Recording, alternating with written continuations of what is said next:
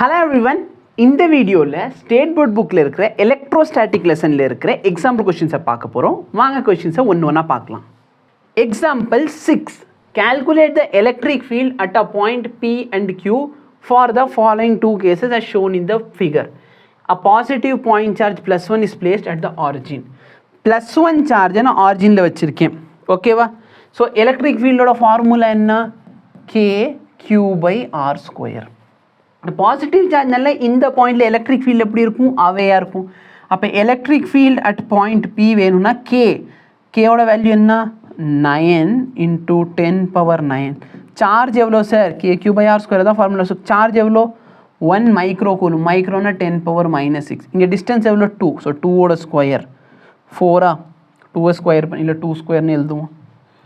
So 2 ஸ்கொயரோட value 4. So 9 வந்து 4ஆல் divide பண்ணால் உனக்கு கிடைக்கிற ஆன்சர் 2.25 × 10⁻3. யூனிட் என்ன? யூனிட் 2 யூனிட் இருக்குது. ஒன்று நியூட்டன் பர் கூலும் போடு, இல்லைனா வோல்ட் பர் மீட்டர் போடு.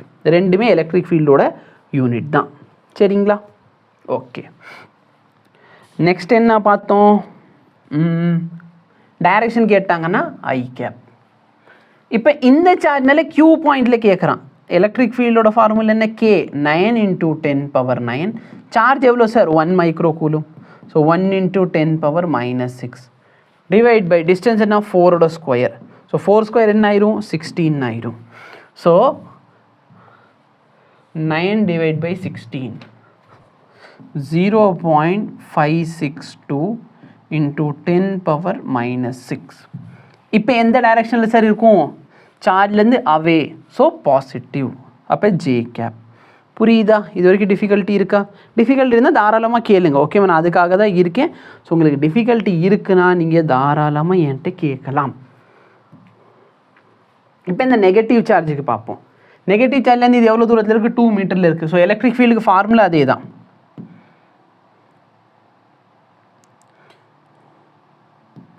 Pயில் வேணும்னா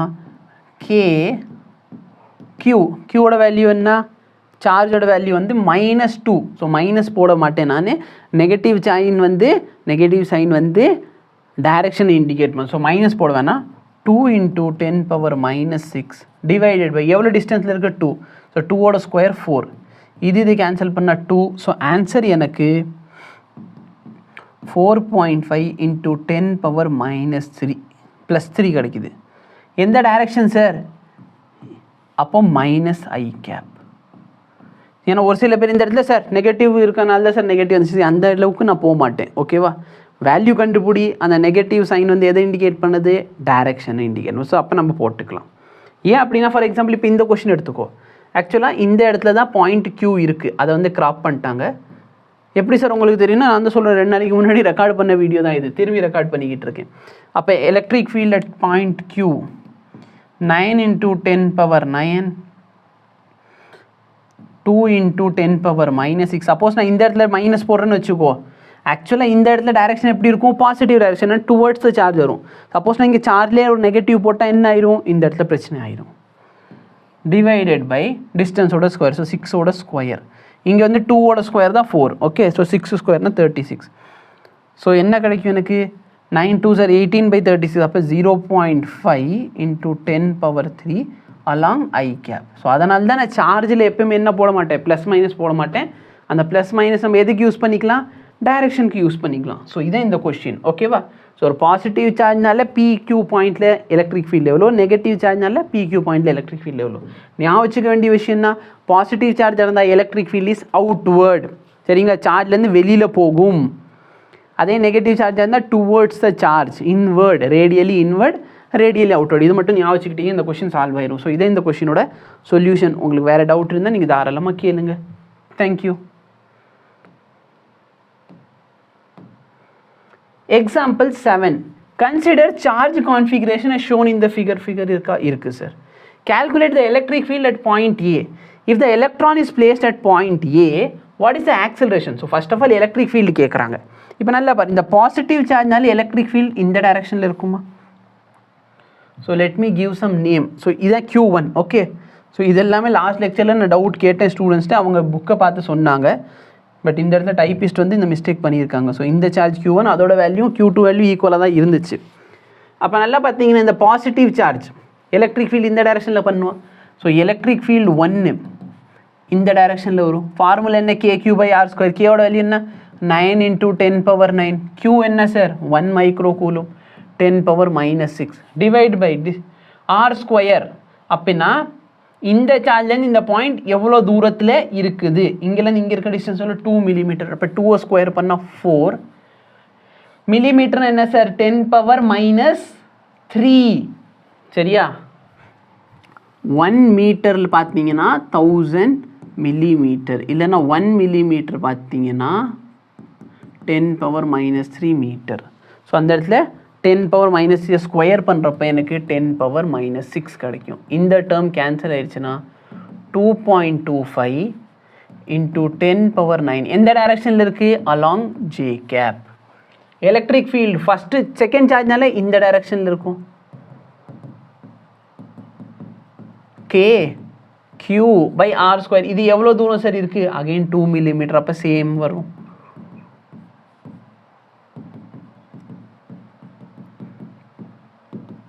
I கேப் சரியா.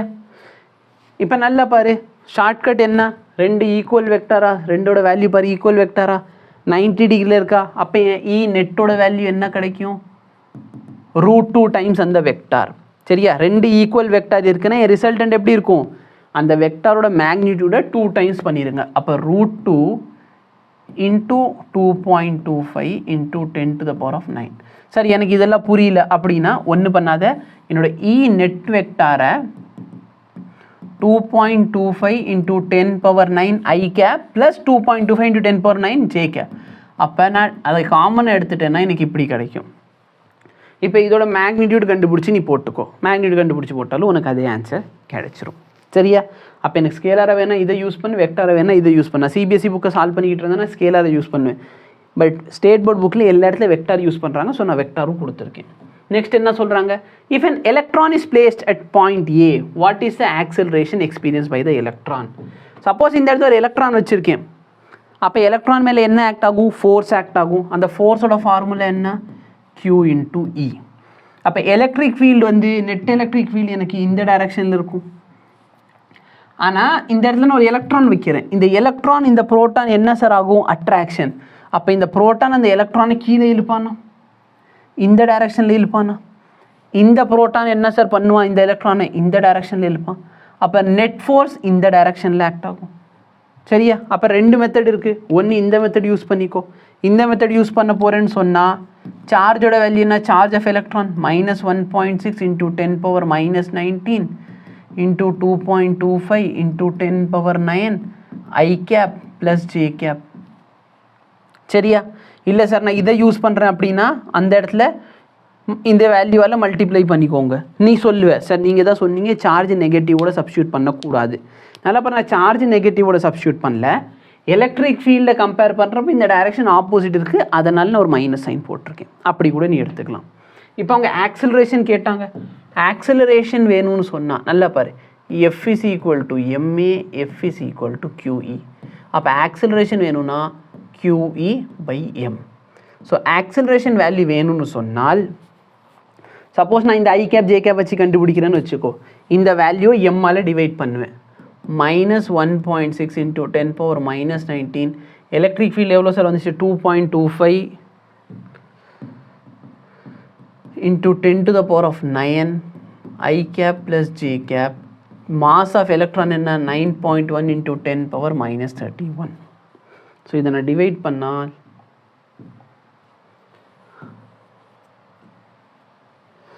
1.6 2.25 divided by 9.1.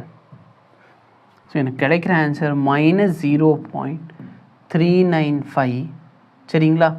10 பவர் என்ன ஆகும், இது மேலே வந்துடுச்சுன்னா 40.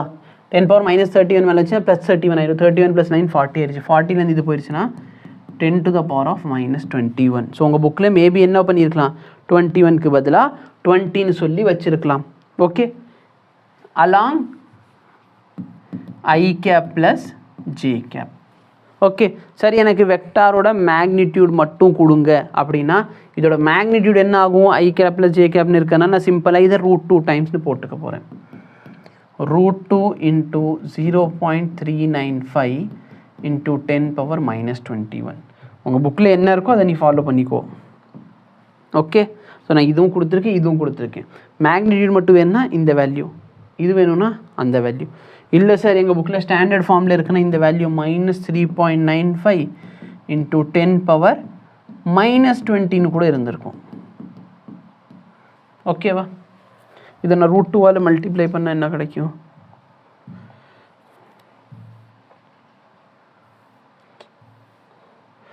√2 இன்ட்டு 0.395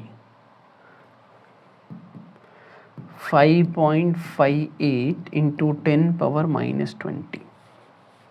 ஓகே, ஸோ இதில் எந்த ஆன்சர் உங்களுக்கு வருதுன்னு பார்த்துக்கோங்க.